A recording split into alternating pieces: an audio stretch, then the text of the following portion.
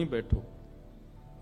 किसी ने कहा है कि मेरा एक मित्र है, वो कंठी माला पहनता है, तिलक भी लगाता है, पर उसने 1 वर्ष पहले कंठी उतार करके मद्यपान भी किया, मांस सेवन भी किया और फिर उसके बाद फिर से कंठी पहन ली।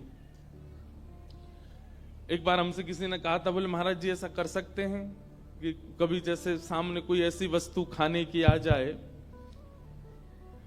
तो उस समय कंठी उतार दिया करें।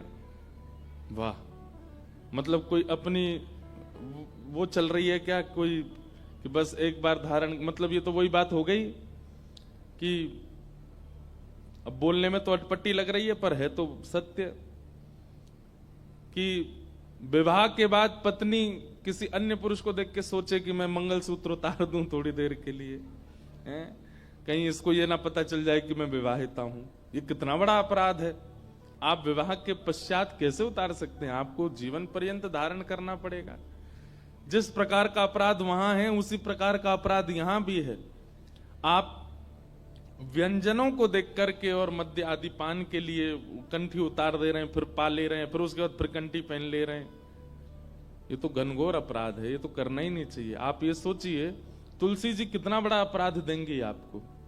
आपके लिए तुलसी जी प्रकट हुई, प्रकट होकर के पौधा बनी, पौधा बन करके सब व्यवस्थित हुई, लेकिन आपके कंठ में विराजमान होने के लिए उन्होंने अपने उस स्वरूप का त्याग किया। उनको छीला गया, छील करके उनको कंठी बनाया गया, तब जाकर के आपका कल्याण करने के लिए आपके गले में विराजी, और आप उनको जब मन चाहता है उतार करके कुछ भी खा पी लेते हो। उससे कोई फायदा है? ऐसा नहीं।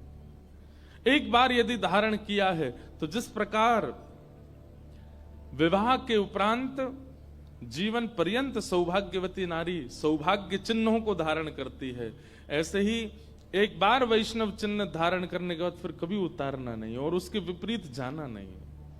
तो इसका ध्यान रखें। फिर आपने कहा कि अब उसको 1 साल हो गया, अब वो ऐसा नहीं करता, लेकिन उसको 1 साल